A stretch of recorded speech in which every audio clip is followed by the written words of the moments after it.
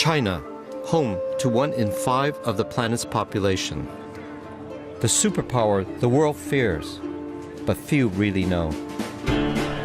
Ken Hom is the godfather of Chinese food. Heaven on earth. He introduced the wok to the West more than 30 years ago. This is the way you should be cooking it. Ching He Huang is leading the next generation of Chinese cooks. I'm just going to chop off the head. With a modern, inventive approach to the cuisine. It's like ducks playing in springtime. Lovely. We're taking a once-in-a-lifetime adventure across China through food. Rabbit head. Shall we try one? To delve into its heart and soul. Bang it. Pull it. Food is the best way to explore Chinese culture because we really live to eat. It's an epic trip. 3,000 miles from the megacities of the East to the forgotten villages of the Wild West. It's like we've been back to the time of Genghis Khan. She's just decapitated it. We'll uncover the familiar, the secret, and the surprising. Wow, I've never seen that done before. Cook simple and delicious dishes. That is my Sichuan sausage. And reveal the secrets of China, old and new. It's like a journey that I've always dreamt about, but in a China I've dreamt about.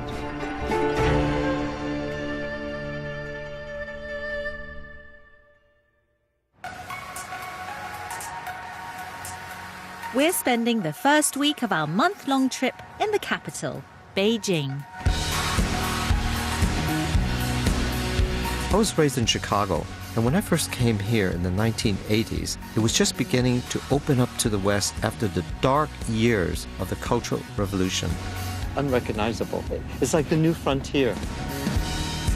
Now everywhere you look, new China smashes up against the old. The question for both of us on this voyage of discovery is to see if all this incredible pace of changes, is that going to affect food, good and bad? And I'd love to experience modern Chinese cookery here and whether some of the traditions have been eroded. It's a brew that will be quite interesting to see.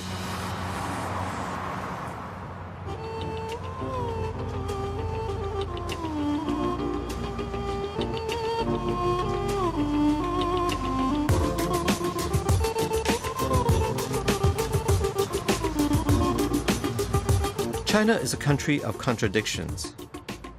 Tradition and innovation sit side by side, and it's most evident here in Beijing. In the northeast corner of the country, it has been the imperial capital for 800 years. It remains deeply proud of its traditional culture and cuisine. As it opens up to the world, it's revealing those secrets with a new culinary confidence. We're beginning with the quintessential Chinese food, noodles.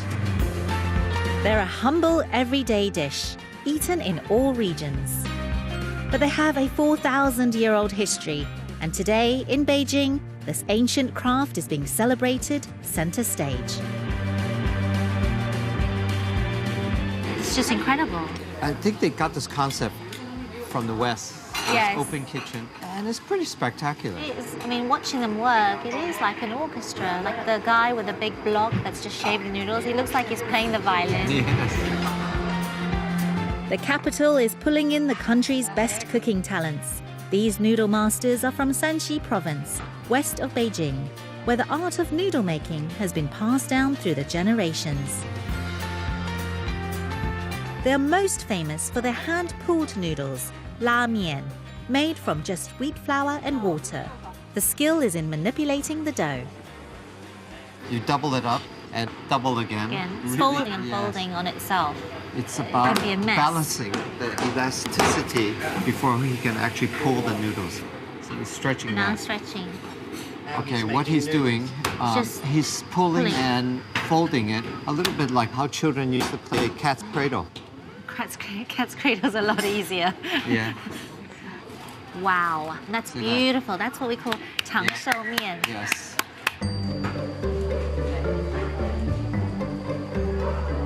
They serve 20 different types of noodles here, and these guys are masters of them all. 1年半左右吧。 To perfect the technique, every year he would do this for at least 2 hours a day for a year and a half. Oh my God. Oh. This is good. That's good.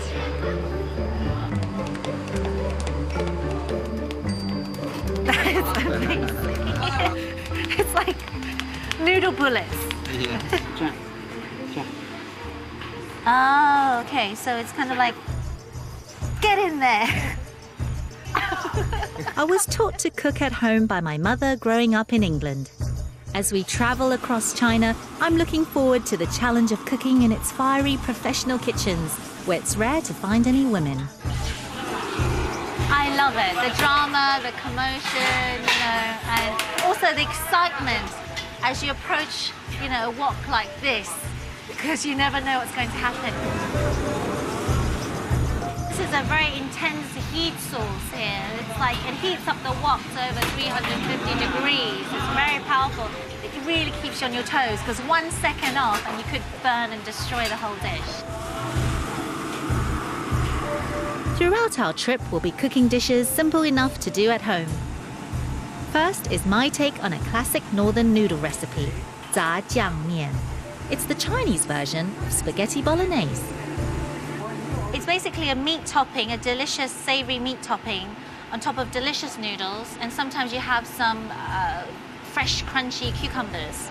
Every region has its own variation of the sauce, but the essentials are minced pork and bean paste. This is belly pork, otherwise Chinese call it hua rou, 5 layers of heaven. You've got skin, you've got fat, you've got meat, you've got fat again. That's what gives it flavor. And this bit is quite fatty, so I'm not going to use that. Oh, you can that's use the best that. bit. Oh, it's really oily, Ken. I don't know. You think so? Maybe a little bit. Just for you. Well, my uncle used to tell me, no fat, no flavor. My dish is a classic stir-fry of aubergines with mild green chilies. I've been chefing now for 52 years. I started in my uncle's restaurant when I was 11. My mother sent me there to keep me out of trouble. My first lesson was in mastering the essential tool of a Chinese chef. In my uncle's restaurant, there was no such thing as a vegetable peeler. That's all they had was cleavers, so you either had to learn how to use it or you would never get your work done. Unlike the range of knives we have in the West, the cleaver blade does it all, from chopping and shredding to slicing and dicing. Usually what people do with aubergine is they fry it, which I don't really like. So what I do, braising it is very nice. It doesn't get it to be very oily. And I know, Ching, you don't like it greasy and oily either. I've got my wok smoking hot, ready to stir fry my ingredients. I'm putting in some ginger and garlic. Lots of garlic because I love garlic. Mild chili peppers. Aubergine. Stock, just to braise it. A little bit of soy sauce. The key to wok cooking is controlling the heat. It's a delicate dance between the flame and the wok to control the temperature of the oil. This skill is called wok hei, meaning breath of the wok. Next, in go the blanched knife-cut noodles. Some spring onions, yep, that's it. A little drizzle of their fragrant chili oil. It cooks for another minute and it's ready to serve. It looks bloody good. I love the look of your dish. You know it's rich, Yeah. it's smoky. You can tell it's got guo wei, the breath of the wok all over it. Yes.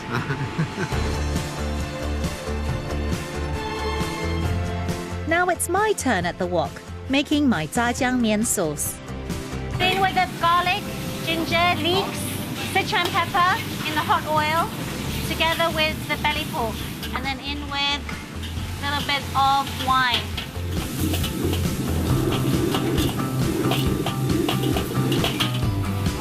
A bit of this 甜面酱, sweet bean paste. 甜面酱 is a key ingredient in Beijing cooking. It's a wheat flour fermented soybean paste with sugar and spices. And a little bit of good stock. good quality pork and chicken stock. Keep stirring the ingredients so they don't burn. The sugars in the sauces will caramelize, giving the pork a sweet, crispy edge. This wok burner is so intense, it only takes a couple of minutes to crisp up the pork. Usually it would need about 4. I'm serving it with hand-pulled noodles. Wow, beautiful. 谢谢. Noodles, once they're cooked, you need to loosen them up a little bit.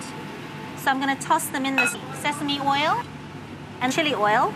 And this is not traditional zhajiang mian style, but this is my twist on it. Just on the top, I'm putting cucumber, radish, and then with that delicious meat sauce on top. It's got a lot of flavor. And then some of this sort of savory oil on top. And then just some flowers for beauty.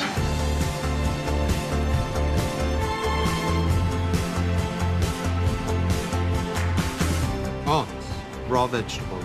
It gives a nice contrast to the richness of the sauce and the noodles. Bloody good. No. The aubergine is delicious. It's got that kind Barbecue, of grill barbecue flavor. It's been tossed well. 2个的手艺都非常的棒。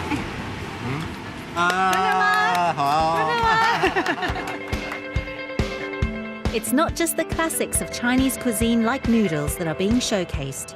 Street food is also getting a shiny modern makeover.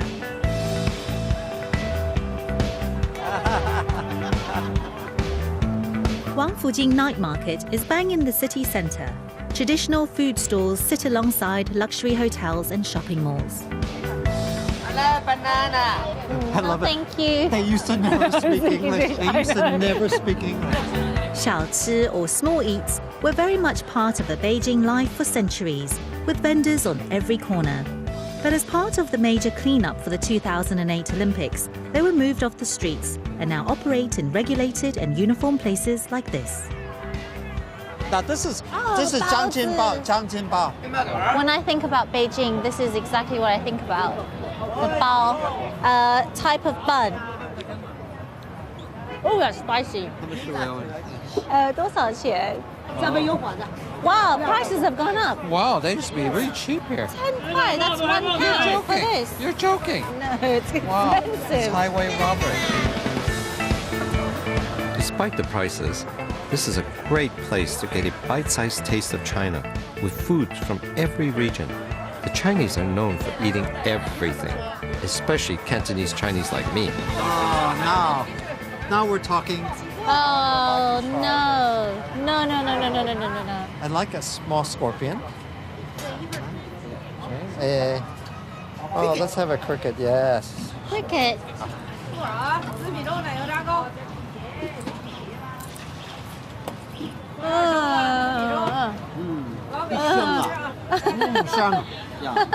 Is it meaty right in the middle? It's like not when you meaty. get to their guts? It's like eating a fried piece of crisp. I do love offal, and I do love things like chicken's feet and I love all that. these traditional, The way the Cantonese duck's make it. tongue, Yes. But I can't be really Chinese because I don't eat everything. My stomach dictates who I really am. Yeah.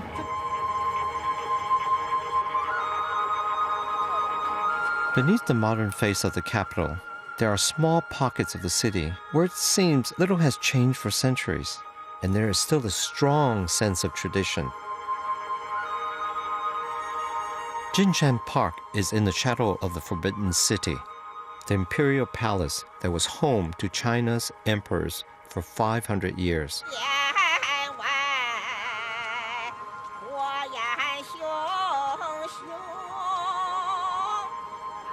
Every morning before breakfast, people meet for their daily routines.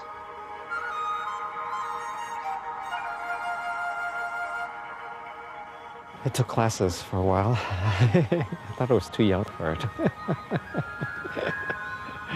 Maybe I'll get back into it now.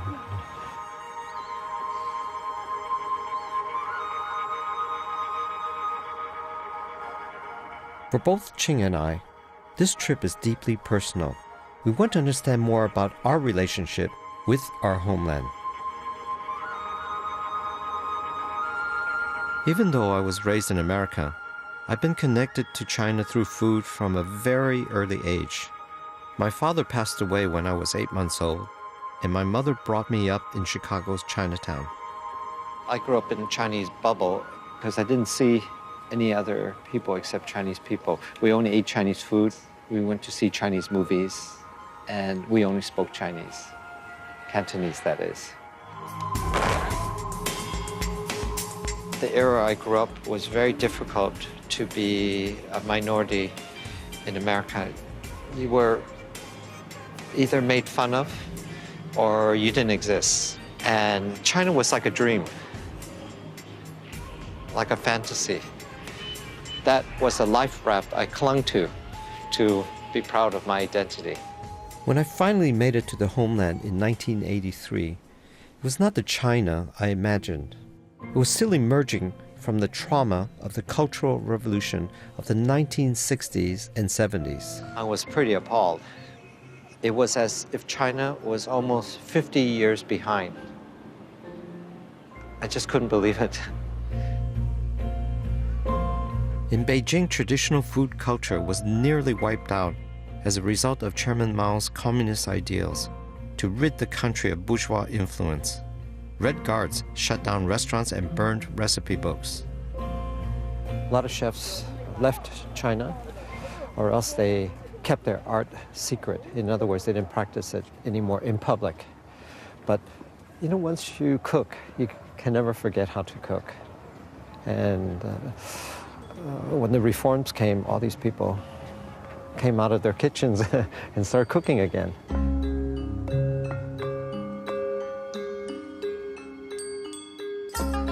To see how traditional cooking is being kept alive, Ching and I are headed to a backstreet restaurant in one of the Hutong districts, old neighborhoods that have survived the city's often brutal modernization. This looks quite dodgy. Are you sure it's here? We're meeting a chef who returned to the capital after the reforms. He's been responsible for preserving what I think is Beijing's greatest culinary tradition, Peking duck. I think in my lifetime, I've cooked perhaps 10,000 ducks. 10,000? Yes. I'd like to see how they make it traditionally.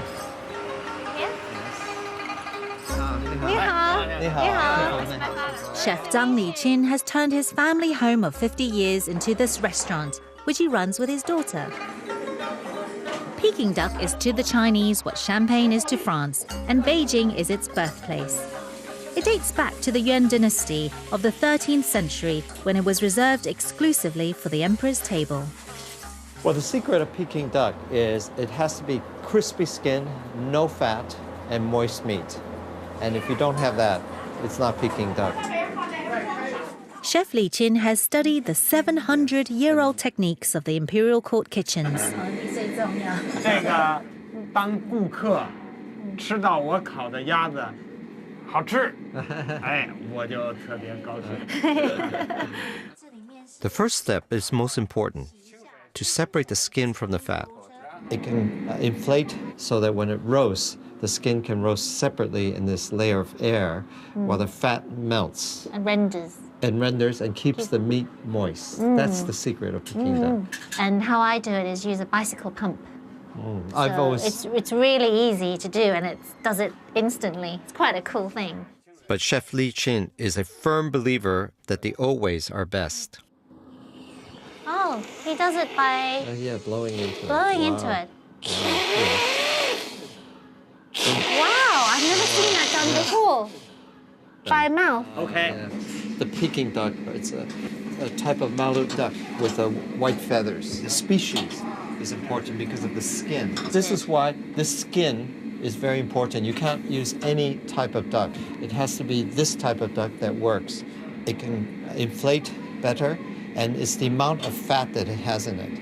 But in a new health-conscious China, there's a growing demand for a less fatty bird.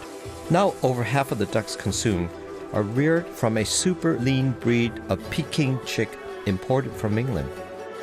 With the entrails removed, boiling water and sugar syrup are poured over the duck to tighten the skin.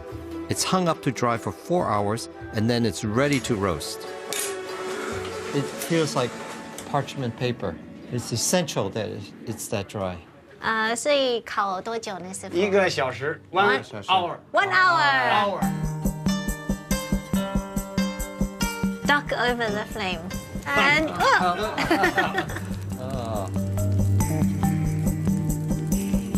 That is beautiful. beautiful, isn't it? Oh, it's so beautiful. So 主要在北京，就是枣木、杏木、梨木、桃木。 because it gives it like it's got like a lovely fruit flavor. When I came to Beijing in the 80s, I had Peking duck. I was very disappointed. And I went into the kitchen, and there were a lot of young chefs who did not have his expertise and knowledge. This man is passionate. 谢谢 ，Thank you。 Chef Li Qin's passion has survived not only the Cultural Revolution, he battled to save his restaurant when the 400-year-old neighborhood was threatened with demolition to make way for new apartment living. Only a third of Beijing's hutongs still exist, and the living conditions here can be pretty primitive. What was your Lu experience? It's communal. God, there was no privacy. no segregation at all. Everyone's equal here. Right.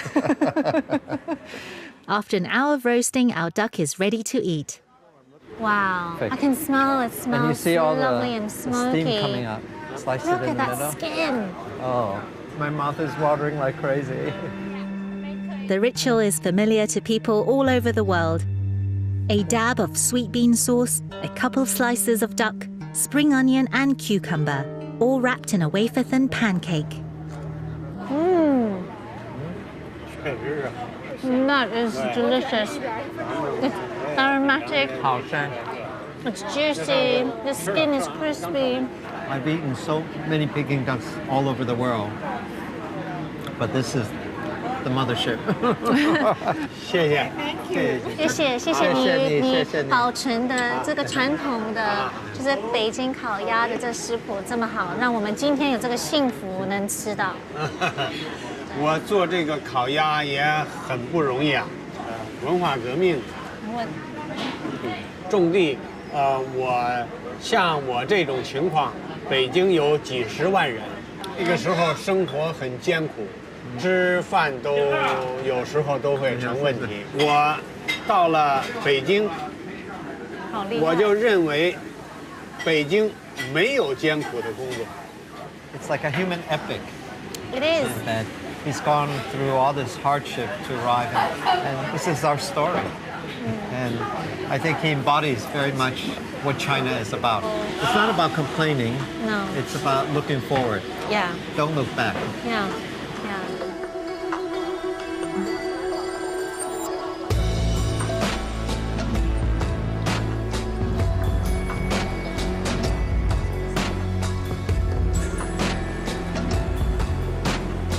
We've been in the capital for a couple of days, and we're starting to appreciate the spirit of the Beijingers. Being in the north of the country, Beijing is exposed to some harsh cold winters. Are you warm with the hat on? Yeah, I'm very warm with that. I wish I got one as well. Really? You have hair. I don't. The locals survive it on a diet of hearty comfort food. And we're joining them for a traditional breakfast. Wow, it smells really good. Oh, this is the kind of food I love. Oh, fantastic. I feel like we're at a school Wow. cafeteria. You can't come to Beijing without eating a baozi. This is the pork and leek one. Yes.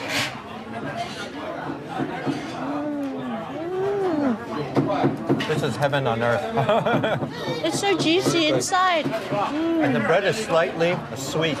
And the dough has to have that pillowy texture about it. It's steamed, it's like fluffy clouds. It's delicious. actually like eating almost sweet nothingness.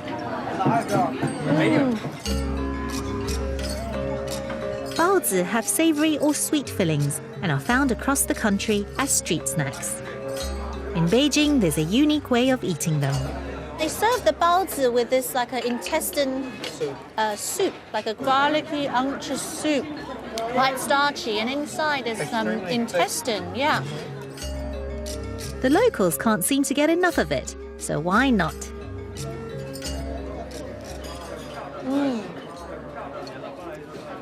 I've never had baozi with like a rich soup like that before. Very Beijing-y. Baozi are part of the extensive dumpling family, pleated parcels of deliciousness that have been at the heart of Chinese cuisine for 600 years. In the capital's high-end restaurants, culinary pride has been taken to levels of fanatical obsession. Kitchens are like factory production lines, producing thousands of dumplings a day, to rule-book standards. For me, this is never going to compete with the simple pleasure of a home-cooked dumpling. To perfect our techniques, we're going back to dumpling school. 这里的黑芝麻胡同，你知道在哪里吗？ It is in Nalu Guoshang, one of the Hutong areas that instead of being bulldozed are now being protected and regenerated as the government begins to recognize both their cultural and commercial value. Oh, look through there. Look through there. That's the old style Hutong home. The old courtyard houses are being turned into boutique shops and cafe bars, restoring a sense of community that was central to Hutong life for centuries. Actually, normally I'm quite good at directions. That's a dead end. Yes. Should we just knock on every door? No, I don't think so. The school teaches traditional home-style cooking to the growing number of Westerners and overseas Chinese moving to China. It's run by Chinese-American food writer Jin Lin Liu, who came here to reconnect with her roots 12 years ago. Thank you, Jen. The school's dumpling master is a native Beijinger with the intriguing name Chairman Wang. This is Chairman Wang. I learned how to cook from Chairman Wang. She was my cooking teacher when I went to a local cooking school. So we made dumplings a lot. So that's how we became friends. We're making the classic Beijing dumpling, jiaozi. Traditionally, families make them together for the Chinese New Year. We start with the dough for the dumpling skins. 2 parts flour and 1 part cold water. You can skip this part and buy ready-made wrappers, but it's great to make your own. And in Chairman Wang's kitchen, there aren't any shortcuts. Wow. Wow, 这个好像石头. Wow. Compared to hers, this is not hard enough, actually. You basically just want to add more flour in there. Yeah. 做饺子打小时候就会，当老师是西元1993年吧。 I'm too afraid to ask her how old she is. No, you never do that. You can ask her. 老师，你几岁了？你看我像几岁的？ Said, how old do you think I am? The dough rests for 20 minutes and we start on the filling. Smoked tofu and shiitake mushrooms, finely diced. We're also adding rice noodles, chopped carrot and coriander. Oh, 黄酱. 黄酱 So she's got here a mixture of yellow bean paste and also some 甜面酱, which is that wheat flour paste to bind it together. Tianmianjiang is the sauce used in Peking duck pancakes and is similar to hoisin sauce. We're adding a little dark soy sauce. The light soy sauce actually is saltier. The dark soy sauce adds a little bit more texture and color. Okay, you know, I remember cooking with my grandmother making dumplings. It's such a social occasion, actually, but I was too small, you know, to really sort of learn at such a young age, but I could hear the sound of this chopping, and then her and my great aunts all sitting around, and, you know, they used to all gossip and talk about the neighbor next door, and it's wonderful. And with all this modernization going on, especially here in Beijing, to what extent is this still being done in homes? It is being done at home still, but less and less, I'd say. Time consuming, especially if you want to do them right. You make everything from scratch. Now it's on to the dumpling skins. The hollow bit in your palm in the center makes that mound, that shape. So it's kind of fat in the middle and then kind of sloping on the sides. The rolling pin never leaves the board. You're just doing this repetitive motion with this hand and turning with the other hand. To judge whether you've made a really good dumpling skin, you know, in the imperial courts, if you made the skin really, really thin that you could still read a newspaper behind it, then you knew you had the perfect thinness of skin.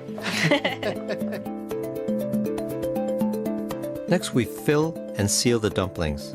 At Chinese New Year, it's the tradition to hide coins inside, and the one who finds them is blessed with good fortune.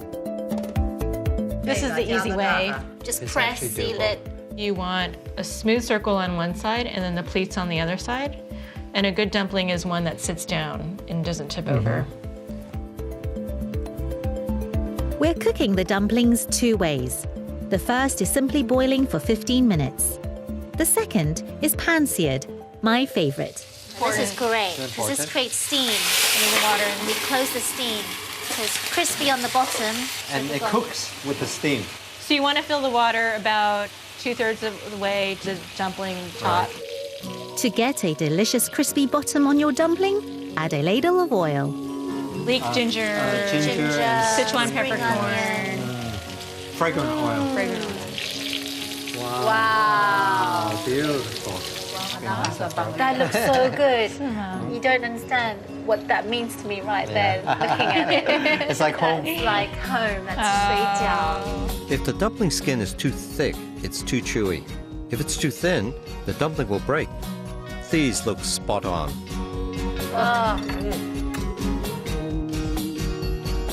The classic way to eat dumplings in the north is dipped in wheat flour vinegar and chili oil. And actually, Beijingers also like raw pieces of garlic as well. Garlic, yes. They'll Yeah. munch on those. Do you guys want some of that? I don't plan to kiss anyone tonight. Might as well.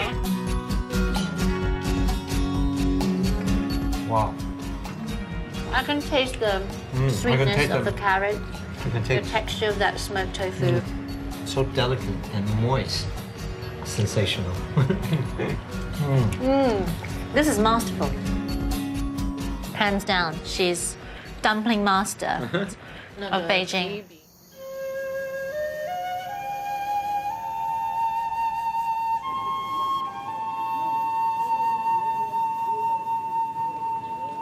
Cooking with Chairman Wang's brought back memories of being in the kitchen of my grandmother's farm in Taiwan, where I spent my early childhood.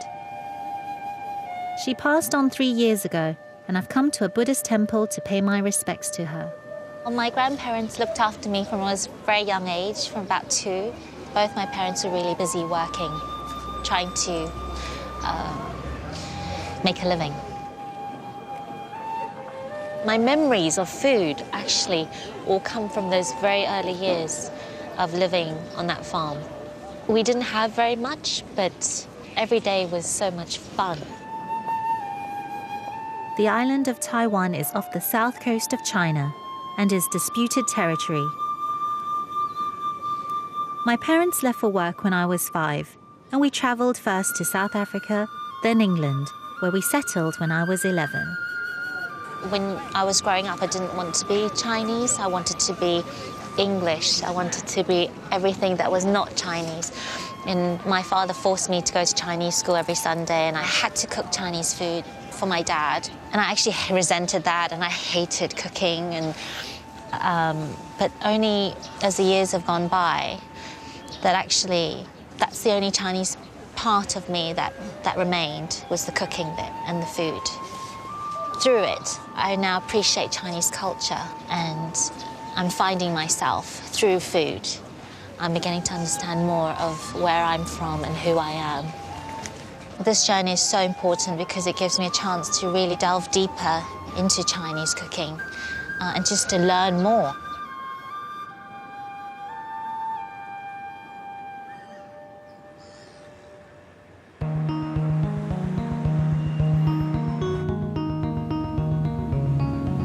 Being as Western as I am Chinese, it's pretty challenging cooking authentic food for people in their homes, especially in some of the most traditional places outside of the cities. I want to see what people are eating, what are they farming, just see what, ordinary life is, if there's such a thing as ordinary life in China anymore, because it's so developed. In the last 20 years, over 100 million people have left their villages to find work in the megacities springing up all over China. But it is strange, isn't it? Because you've got deserted towns dotted around. There's no life. Like ghost town. I'm traveling 2 hours out of Beijing, 90 kilometers to the west is Chuandixia.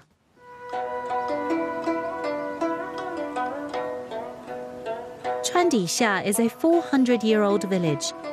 It used to be a thriving farming community. Now only 100 villages remain. 你好，你好。 I'm staying with Mr. and Mrs. Han, whose family have lived here for generations. 3代了。13代。Oh no，我听错了，我以为是3代，13。I thought it was just 3 generations, but he says 13 generations. The Hans run a homestay. These are like B&Bs that offer a taste of rural peasant life that's fast disappearing. They're popular with the new urban middle classes who want to escape the city and experience a China of the past. 这就是四合院。 So this is a 四合院. It's a courtyard home, and it all belongs to his family. This is wonderful. I feel like I really have stepped back in time. Central to the homestay experience is the home-cooked meal with homegrown vegetables. 搓成粒儿，搓成粒儿再磨，再加工，做饼也行，做粥也行，吃干的还行。嗨，你好，你好，回来。 I'm hoping to learn some traditional country recipes from Mrs. Han. 你帮我贴饼子哦，好。She's gonna teach me how to make cornmeal pancakes. Cornmeal pancakes are the equivalent of their daily bread. 啊，放点粥，做点粥，它不是软吗？你说粥，就是玉米粥。玉米粥啊，对呀。 When I don't understand something, because my Chinese isn't great, she tends to raise her voice. She's a real character. I'm actually quite scared to cook in the kitchen. 你炒菜呀？ Oh, well, so this is basically, let me just finish explaining this. This is corn. Oh, she said, don't open it. She said, don't be in such a hurry. Anyway. Mrs. Han seems a little nervous of strangers in her kitchen, but I persuade her to let me share the wok-ing under strict supervision. So this is slices of pork. 我先给你炒一个吧。 We're making a stir-fry of pork and wild mushrooms. 啊，花椒，花椒。 Got oil, got vegetable oil. You got some Sichuan flower pepper. You got some ginger, and you explode it in the wok. We call it 爆香, explode fragrance.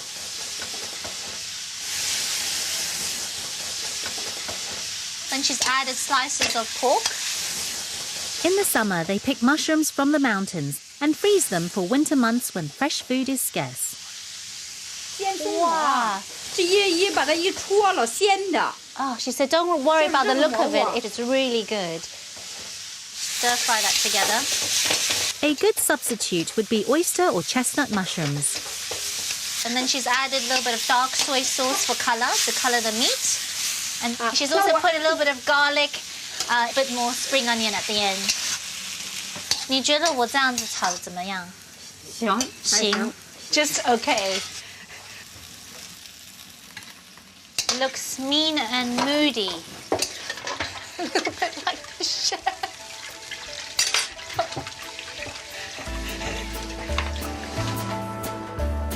Mrs. Han's an expert in making a little go a long way. She's using the leaves of a pepper plant to make a kind of tempura. Oh, this is hoa jiao, Sichuan pepper leaves. She's put it in egg and wheat flour and she's deep frying it. This would work equally well with spinach or kale. Wonderful, isn't it?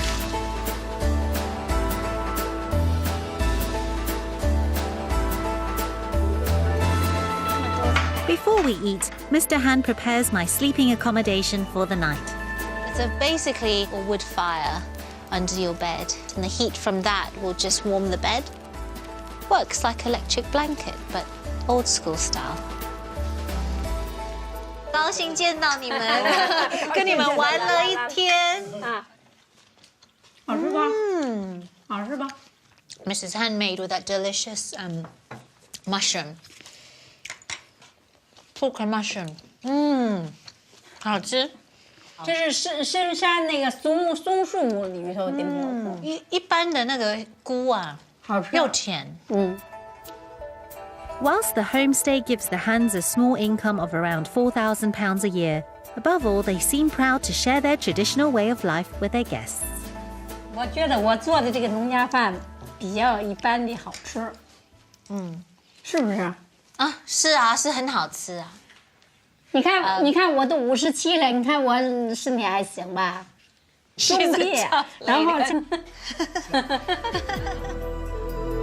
Like many villages across the country, Shrandisia has seen most of the younger generation up sticks. 30 years ago, just 1 in 5 people lived in urban areas. Now, half of the country's population are city dwellers. It's been the biggest migration in history. Beijing is now home to 20 million. It sprawls for over 10 times the size of London, with densely packed suburbs. I'm meeting up with my friend and food writer Hong Ying, a country girl who now lives in the chic district of Chaoyang Park. This is her local market, where we're shopping for dinner.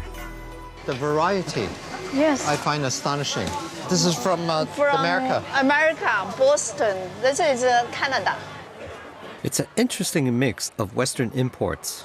Oh, look what they have here. Oh, yes. Brussels sprout. 这个有小的。 And Chinese favorites, eels, pig trotters, and cow's hooves.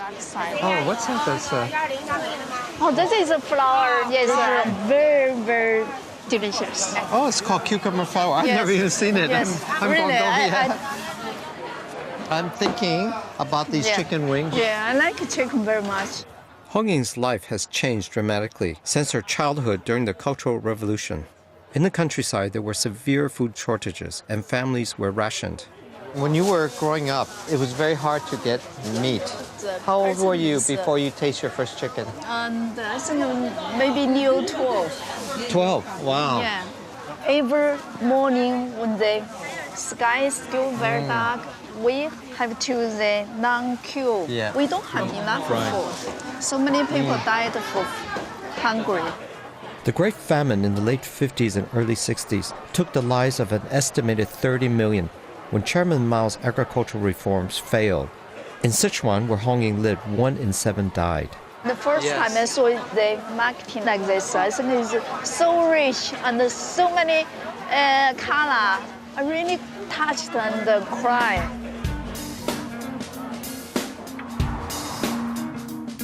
When China opened up, Hong Ying moved abroad and became a successful food and fiction writer.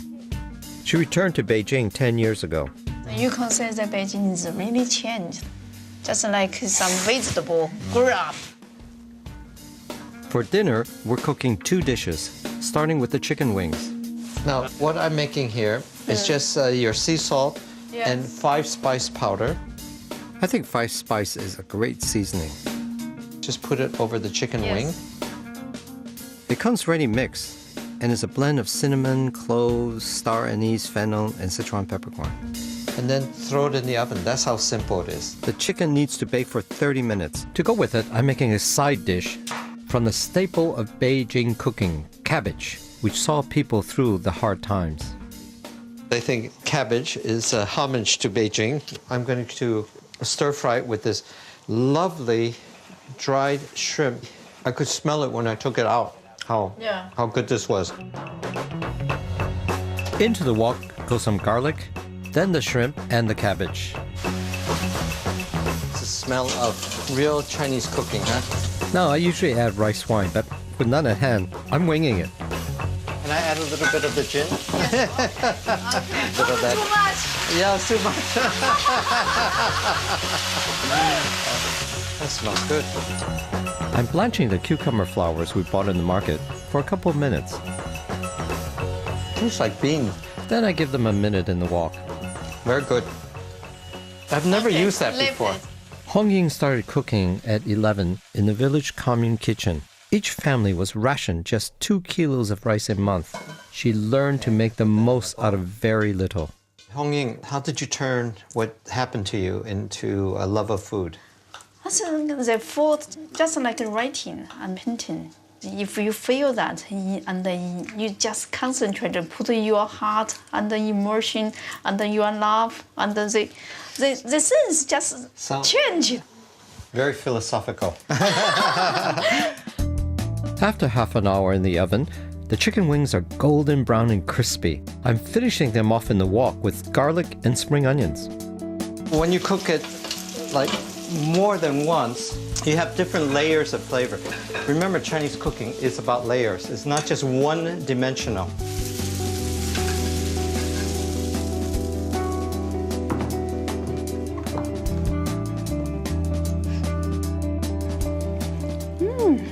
It's really delicious. Just like my mother made it. Really. You must try the cabbage. Wonderful, very soft. Yeah.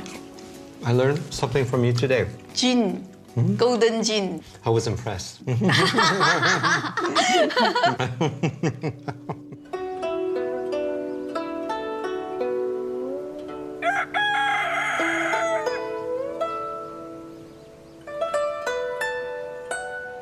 In Chuandishao village, I'm up early to join my homestay host, Mrs. Han, making our country breakfast. It's tong dan bing, spring onion flatbread. My mother taught me how to make them, but I'm pretty sure Mrs. Han has her own particular way of doing it. The way I was taught is you put a layer of spring onion, oil, then you fold it, almost like a pastry. 不是真的。 Huh? Oh, wow, she's making it a different way. She cuts it like a cake, and then she folds it back on itself in like a clockwise direction, and then she kneads it again. Quite a good technique, actually. Means it has this stretchy kind of layers.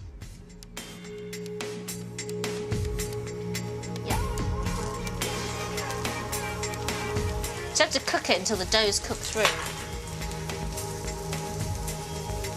可不可以煎蛋放在上面比较好？不用嫩着不用，我们这个为什么？就是这是葱花饼，不需要嫩着。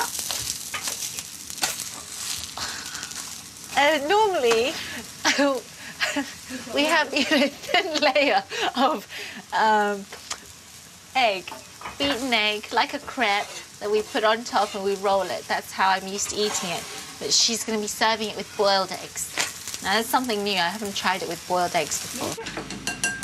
I'm going to risk rocking the boat here and make my crepe version too. It's really simple, just eggs, salt and spring onion.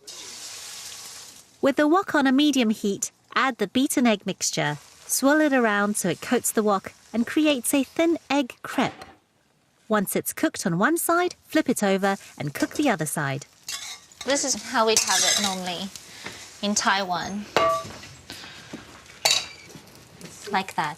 葱油饼 with an egg, like that. And this is how we would serve it in Taiwan.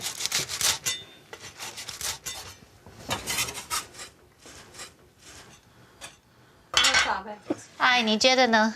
挺好。It's very good. 那个 Finally, now we can eat.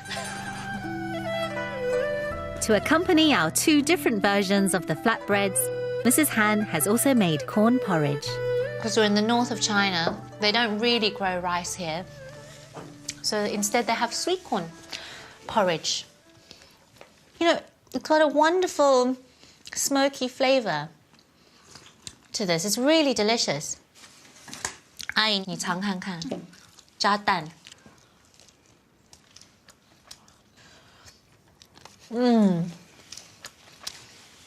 喜欢吗？好吃。挺好。一人一个做法。 Thank God. She said everyone has their own way of cooking and their own style.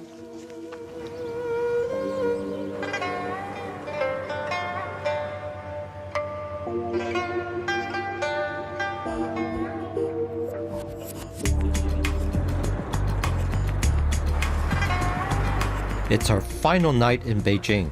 We're back in the heart of the modern city and its most exclusive street where the new rich come to shop and eat. We're cooking with a chef who is leading the capital's food revolution. Chef Da Dong brings tradition and innovation together in culinary theater. And his specialty is, of course, the nation's favorite, duck. 师傅，你好，你好，我叫Qing。 This proud Beijinger became a chef on his father's advice that he'd never go hungry. He's dedicated himself to reviving the reputation of Chinese cuisine after it was blighted by years of oppression and poverty. 是呢，我30年呢，我学了山东菜，然后四川菜、粤菜、淮扬菜。那这样呢，我要出去，每年呢上国外有很多。知道国外呢，包括中国的现在消费是一种什么样的一个趋势。那么就结合自己对美食的一些个体会，然后做出来很多就这种菜。This is the big difference. Chefs before in China only knew about their region. Actually, they never had the opportunity or the time or the money to travel anywhere else. This is one of his signature dishes, sweet and sour duck balls in a crispy yam basket. This is not like sweet and sour you ever seen anywhere. 我们就你看，现在是一个春天万物萌生的时候，是吧？小鸟，包括这个小的花儿，都是春天的，所以很生机勃勃。It's like the duck has given birth to the duck balls, and that's the duck eggs. It's all very poetic. 是这样。Inspired by this beautiful creation, we're now cooking for him, making our Dadong-style dishes using his delicious Peking duck. We will show him. Yeah, a Cantonese and a Taiwanese can take on a Beijinger. I'm doing a twice-cooked crispy duck and apple salad. I'm inspired by the flavor of the fruit wood. You know, they use the apple trees, the pear trees. This is like the way that they slice and carve their duck. So I thought maybe we'll do some apples, for pieces. Oh, beautiful. This is like kind of carving a duck. Now for the duck. The leg meat is more juicier, more succulent. And because I'm going to fry it, again, I need that juicy, meaty part. And then just gonna chop it into bite-sized pieces. It's rough. Rough is okay, even with the skin. I'm just going to put a little bit of 5 spice, just a little bit. It really does help to bring out the flavor of meat. And then cornstarch, and then we're ready to deep fry. The duck only needs a minute in the wok. As it's already cooked, I'm just sealing in the flavor. Because the oil is hot, the outer edges, where it's caught the corn flour, like this, lovely golden and crisp. So just drain the excess fat. Next is the salad dressing. I'm using XO sauce, a spicy seafood sauce made from dried shrimp, dried scallop, and chilies. And then I'm going to use some of this tianmianjiang, this sort of sweet bean paste. A little bit of sugar, a little bit of black rice vinegar. It's going to be sweet and sour. Right. How's the sauce? It's okay. It's a little bit too vinegary. I think I need more of the sweet bean paste and a little bit more sugar. If it's too vinegary, you just add a little bit more sugar. So it's a little spicy sweet. Lovely. Like that. So that's like ducks playing in springtime. My dish is minced duck with lettuce cups.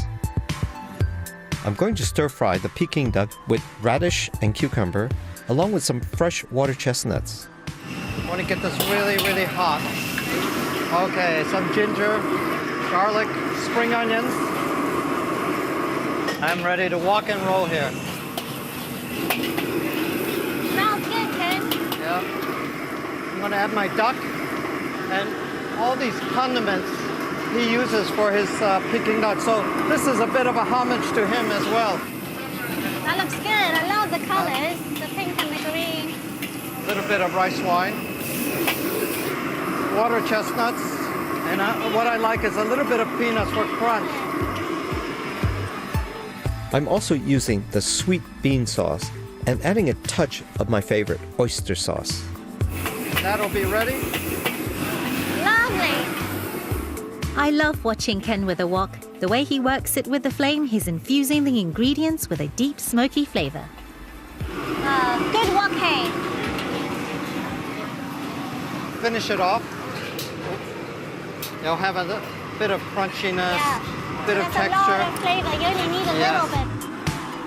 Finally, I'm using the fattiest part of the duck, the skin, to add extra crouton-like crunch to my dish. Like the crackling. The that's crackling of the genius. duck. So that's going to have that crunch. And I couldn't resist stealing a bit of his edible flowers. Beautiful. Do you think we're going to be able to impress Dadong? It takes a lot to impress him. I've cooked for 52 years, but right now I feel like I'm back in school.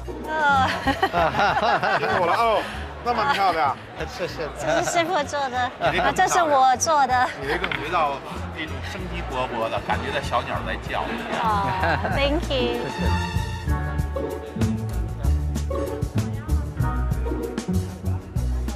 这个肥肉呢，炸透了以后，把油炸出去以后，又有很好的一个香味儿，又是不油腻，配上一个很好的一个味道。And now for mine. 我还头一次吃这种味道，我觉得太奇妙了，我很喜欢吃。To end our time in Beijing, Dadong has made us a feast of duck delicacies. It's a homage to the grand imperial court banquets of China's past. Salted duck livers, braised duck tongues, This is beautiful. and stir-fried duck hearts. Oh my goodness, that is rich. Feels good in your mouth. In Cantonese, call it ho song. You know, it's like 好爽啊 yeah, it's like 我们中国菜，你比如30年前，这些个菜呢，就是一个大盘子，就是一个好的一个味道。所以30年前呢，可能就是大伙儿就为了一个吃饱。那么现在呢，除了好以我们要尝各种的味道，还有就是让菜更漂亮、更艺术。对对对。怎么样？ I'm so surprised and so touched that I see this in my lifetime. When I used to come to China, I thought, oh my God, we're so behind. Is it ever going to catch up? And now I see people like Datong, and I'm sure I'm going to see many places in China how it's changing. And it makes me proud. It's a full circle, coming to terms with who I am, and